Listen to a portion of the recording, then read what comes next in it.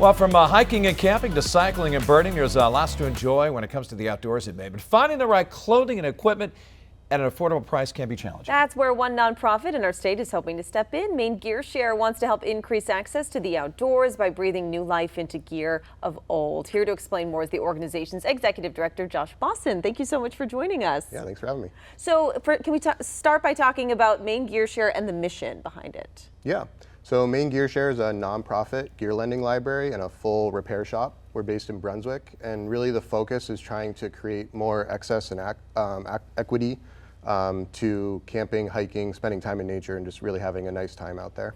Yeah, so for people that don't know about the organization, can you explain about the organization and also the repair and upcycling process? Yeah, so we have gear that's available for groups. We predominantly work with large organizations that are already getting people outside, and we act as a shared gear fleet and library for all of them to use. And then the general public, any one of us can come in, rent a sleeping bag for a weekend. You've got extra family coming to town, you can rent a tent. And then all of those fees help pay for getting the gear out to folks who couldn't afford it. And additionally, we run a full service repair shop where we're actually able to, if you already have everything to go camping, you can bring that stuff in and we'll help kind of breathe it new life and keep it going, keep it out of the landfill.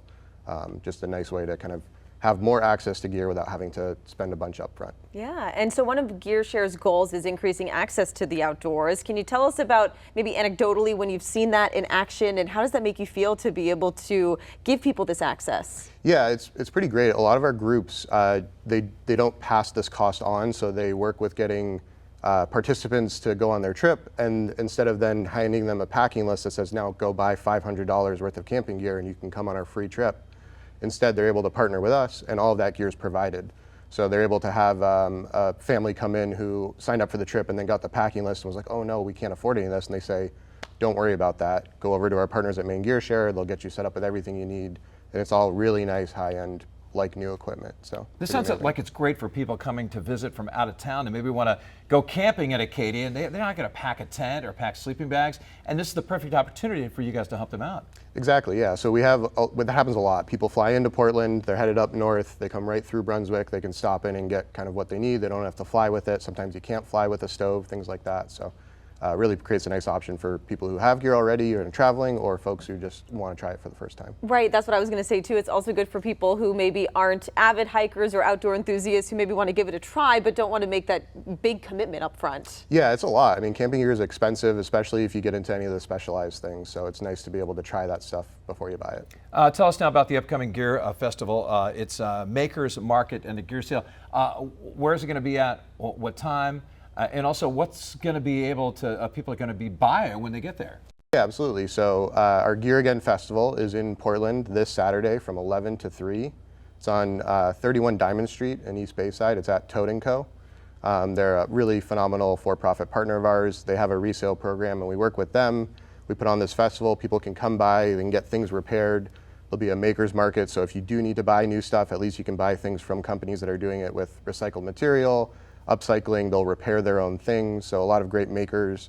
And then additionally, this is the one day of the year where we actually sell gear. So if you do want to kind of pick up some of our used gear or things that have been donated to us, this would be the event where you can kind of come and pick up a good deal. And outside of increasing outdoor access for people, what other benefits does upcycling this gear provide, like the environmental impact? Yeah, it's pretty significant. I mean, a lot of the gear that goes into hiking, backpacking, it's plastic based, really. It's nylons, things like that. So we really want to try to give it another life any chance we get. When you repair something, you extend its lifespan significantly, and the landfill reduction of that is really a lot. Do you think other organizations could follow your model, and maybe we could keep more things out of the landfills? Yeah, absolutely. There are a number of other gear libraries in the state. We're starting to see them pop up. We're working to kind of collaborate with all of them and help everybody build bigger and better ones so that, yeah, this can happen not only across Maine, but across the country. How busy does it get, on the average day, and how does it work exactly? People come by or they, go online? Yeah, everything's available online. It's a really nice user-friendly reservation system where you can go in just like you're shopping and kind of reserve things. You can see what's available based on what dates, just like any other kind of checkout calendar type event. And then folks can come by, everything's already packed up, so you just pick it up and go. And really we see a big spike in use in the summer, and then it'll kind of get quiet around now as we're transitioning a little bit more of that fall travel, but then it'll transition to winter then we'll start to see folks coming in for winter things. What's the most popular activity people need gear for when they call you guys up or email you? It's honestly, it's just going out with your family to a campground. It's not these big extreme trips that we sometimes build up in our heads. It's really just like getting together with friends or family and going to a campground an hour or two away from their home. And finally, where can people learn more about Maine GearShare and the festival happening this weekend? Yeah, all the details are on our website, MaineGearShare.org. You'll be able to find everything about what's going on at the festival and what's going on with our organization. All right. I know what I'm doing at 11 o'clock on Saturday. I know. Get your gear and then go out and enjoy the beautiful Exactly. weather this weekend. Yeah, it's it's gonna going to be be gorgeous. great. All right, thank you so much for your time. We appreciate it.